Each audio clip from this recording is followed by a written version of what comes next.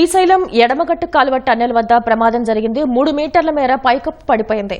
ఇక దీనికి సంబంధించిన మరింత సమాచారాన్ని మా ప్రతినిధి రఘువర్ధన్ అడిగి తెలుసుకుందాం. రఘువర్ధన్, శ్రీశైలం ఎడమగట్టు కాలువ టన్నెల్ వద్ద ప్రమాదానికి గల కారణం ఏంటి? శ్రీశైలం ఎడమగట్టు కాలువ పనులకు సంబంధించి రాష్ట్ర ప్రభుత్వం ఇటీవల దానికి సంబంధించి ప్రాజెక్టును త్వరగా పూర్తి చేయాలని లక్ష్యంతో పనులను తిరిగి ప్రారంభించింది. 4 రోజుల క్రితం ఇందుకు సంబంధించిన పనులు ప్రారంభమయ్యాయి. అయితే ఇవాళ ఉదయం 8:30 ప్రాంతంలో ఆ పనులు అపశృతి చోటు చేసుకుంది. కాలువ పనులు కొనసాగుతున్న తరుణంలో పైన టన్నెల్ పైన ఉన్న పైభాగం 3 మీటర్ల మేర కుంగి కూలిపడినట్లు సమాచారం.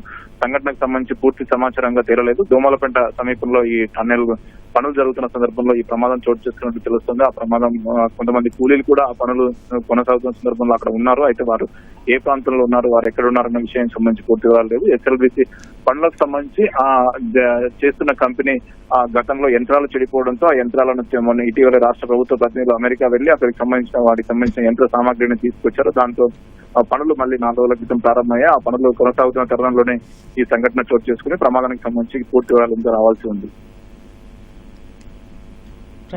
ధన్యవాదాలు రఘువర్ధన్.